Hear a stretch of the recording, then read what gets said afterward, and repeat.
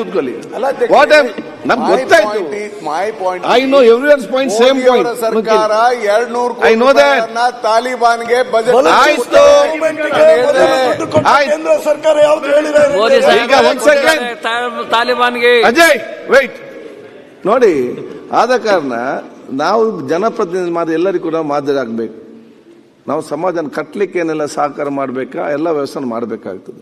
ಸಮಾಜನ ಬಿಗಡಾಯಿಸಲಿಕ್ಕೆ ಒಬ್ಬನಿಗೆ ಮಾಡಬಹುದು, ಸಮಾಜನ ಕಟ್ಟಬೇಕಾದಷ್ಟು ಕಷ್ಟ ಇದೆ.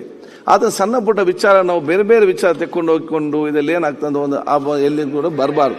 ಅದಕ್ಕಾಗಿ ನಾನು ಹೇಳ್ತಾ ಇರೋದು, ಯಾವುದೆಲ್ಲ ಈ ಒಂದು ಕಡತೆಯಿಂದ ಯಾವುದೆಲ್ಲ ಅಸಂಬದ್ಧವಾದ ಮತ್ತು ಕೆಲವೊಂದಿಗೆ ಅದು ನೋವುಂಟು ಮಾಡುವಂತಹ ಕೆಲವೊಂದು ಮಾಡುವಂತಹ ಎಲ್ಲ ಕಡತವನ್ನು ಹಿಂದೆ ನಾನು ನೋಡಿ ಅದು ಮಾಡ್ತೇನೆ.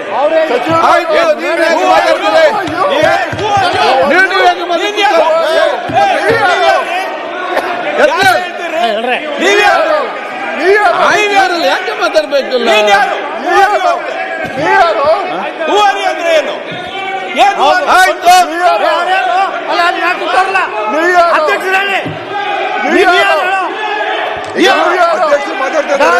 ಕೂತ್ಕೊಂಡು ಕೇಳಿ. ನೀವು ಸ್ವಲ್ಪ ಸೀನಿಯರ್ ಲೀಡರ್ ಇದ್ದೀರಾ, ನೀವು ಸೀನಿಯರ್ ಲೀಡರ್ ಇದ್ದೀರಾ, ಮಾತಾಡ್ತಾ ಇದ್ದಾರೆ. ಕೂತ್ಕೊಂಡು ಕೇಳಿ, ಆಮೇಲೆ ಮಾತಾಡಿ.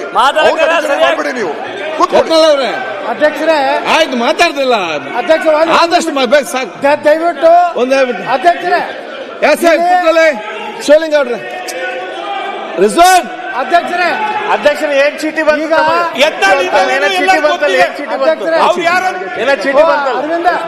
ಅರವಿಂದ ಅಧ್ಯಕ್ಷರೇ,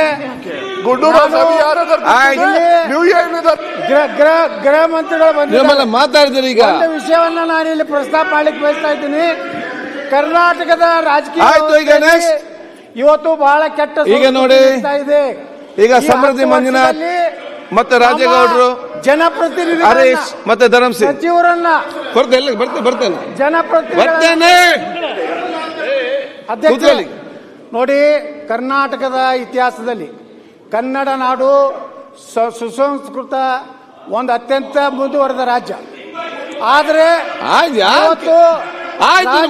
ಮುಗಿಸಿರಲ್ಲ ನೀವು ಸುಸಂಸ್ಕೃತವಾಗುವಾಗ ಅದನ್ನು ಒಪ್ಪಬೇಕು, ನೀವಿಲ್ಲ ಅಂತ ನಾವು ಆಗ್ತದ? ಇವತ್ತೊಬ್ಬರು ಸಚಿವರ ಮೇಲೆ, ಇವತ್ತು ನಮ್ಮ ಸಹಕಾರಿ ಸಚಿವರ ಮೇಲೆ ಸಬ್ಜೆಕ್ಟ್ ಈಗ ಈ ಹನಿ ಸಮೃದ್ಧಿ ಮಂಜುನಾಥ್ ಮಾತಾಡಿ ಯಾವ ಸಬ್ಜೆಕ್ಟ್ ಎಲ್ಲಿ ಸಮಸ್ಯೆ ಮಾತಾಡಿ. ನಾನು ಆಗ್ರಹ ಮಾಡ್ತೀನಿ. ಆಯ್ತು, ಈಗ ಮುಖ್ಯಮಂತ್ರಿಗಳಿಗೆ ಗೃಹ ಮಂತ್ರಿಗಳಿಗೆ ಈ ಸಮೃದ್ಧಿ ಮಂಜುನಾಥ್ ಟೈಮ್ ಇಲ್ಲ, ನೀವು ಮಾತಾಡಿ. ಸಂಸ್ಕೃತಿ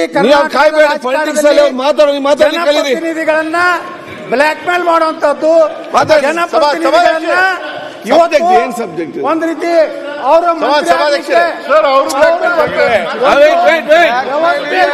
ಈಗ ಬಜೆಟ್ ನಮ್ಮ ರಾಜ್ಯ ವಿನಂತಿ ಮಾಡ್ಕೊತೀನಿ. 724 ರಾಜನ ಏನ್ ಹೇಳ್ತಾರೆ ನೋಡುವ. ಅಧ್ಯಕ್ಷರೇ, blackmail is parliamentary word.